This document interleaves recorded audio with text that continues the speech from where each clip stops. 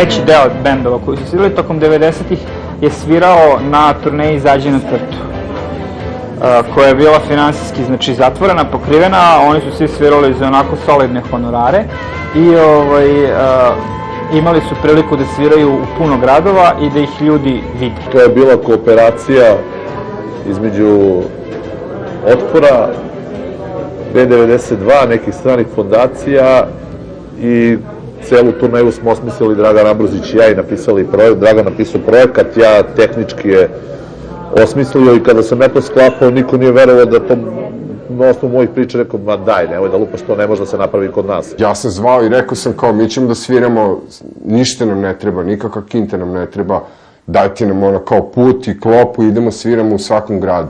Ne.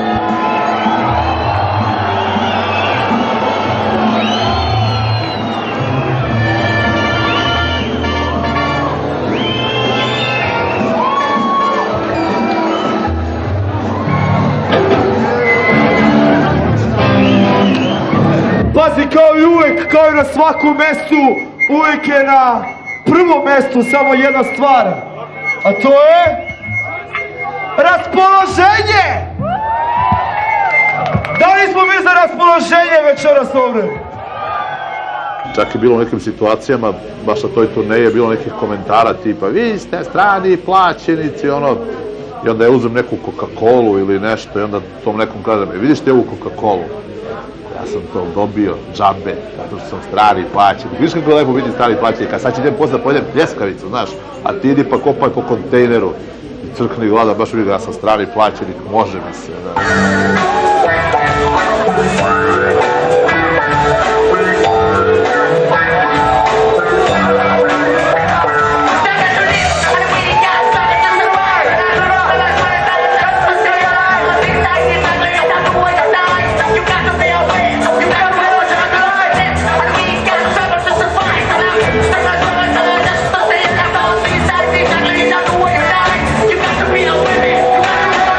Ja lično mislim, na primjer, da u celom tom zamahu oko 2000. godine, da taj talas tih politički dotiranih koncerata besplatnih, da je on uništio celu muzičku scenu. Jer ako tebi 6 meseci svi najbolji bendovi sviraju besplatno, oni su dobili pare, nego besplatno u smislu za publiku, kako ćeš ti posle toj publici da tražiš ono 5 dinara da plati ulaznicu za bilo koju kartu? I mislim da su svi koji su učestvovali trebali da učestvuju, pa sve i da nismo dobijali te neke pare koje smo dobijali strani plaćenici.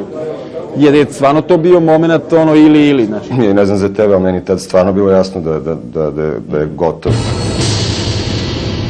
Ne zaboravite ga. Gotov je. A kad će da, izvinite, stigao dan, nije još, ali sutra, evo ga.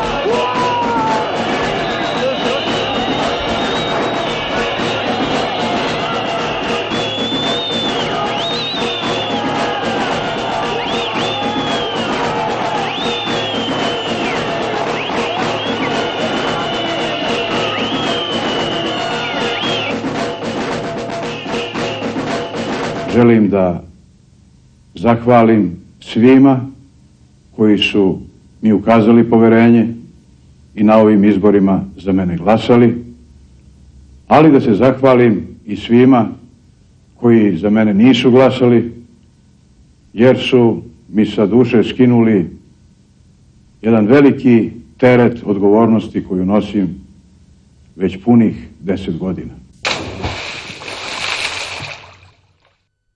I onda dođe dan i kao, ne da ne sine sve, nego bude još gore. 5. oktobar, to je rock'n'roll revolucija, sad ćemo da promenimo kao i muziku i sve će biti ko 80-ih.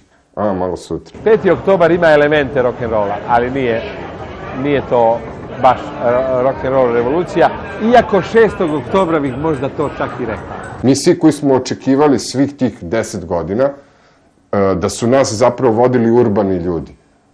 Shvatili smo da nas nisu vodili urbani ljudi, da su nas vodili seljaci. Isto seljaci, samo drugačiji, koji smo mi zamišljali u svojim glavama da su urbani. Ajde onu moju pesmu. Pada vlada. Nemojte, molim vas. Pada vlada. Zapada vlada, pada glava. Mislim da smo definitivno izigrani u tom nekom smislu, jer posle toga nastao je period kada iz nekih nepoznatih razloga sve te iste medijske kuće, isti ljudi koji su stajali iza svega toga, iskoristili nas kao mamac za omladinu, okrenuli leđa pop kulturi uopšte. Znači, kao polako ulazimo u tokove tranzicija, Evropa, ludilo i mislim i ceca. Čobane, vrati se, ovce tvoje ne mogu bez tebe. Jedno sam uhvatio sebe da mi je 7. ili 8. oktobra bilo dosadno. Da, kao, eto sad kao, pobedili smo i šta sad? Većina bendova je našla smrt, bukvalno u tom kraju sa tim demonstracijama, jer većina njih nije imala protiv čega više da se bune. To je bila generalna priča u rock'n'rollu, kao šta ćemo mi sad, nema više našeg omiljenog diktatora. Sloba koji je ekstra loš lik i ekstra je što smo uspeli da se otarisimo njega.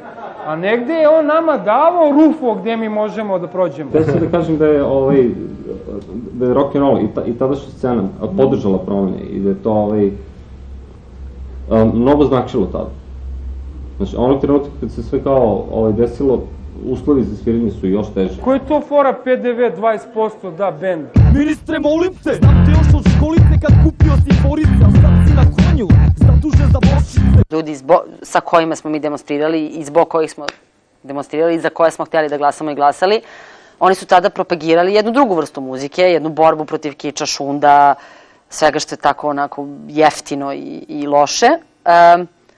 I prosto mislim da su nas time jako, jako prevarili. Mislim da u buduće nećemo biti deo nikakve kalkulacije političke, kakva god je situacija. Sada ipak može da se nasluti, da se vidi ko je zašto šetao.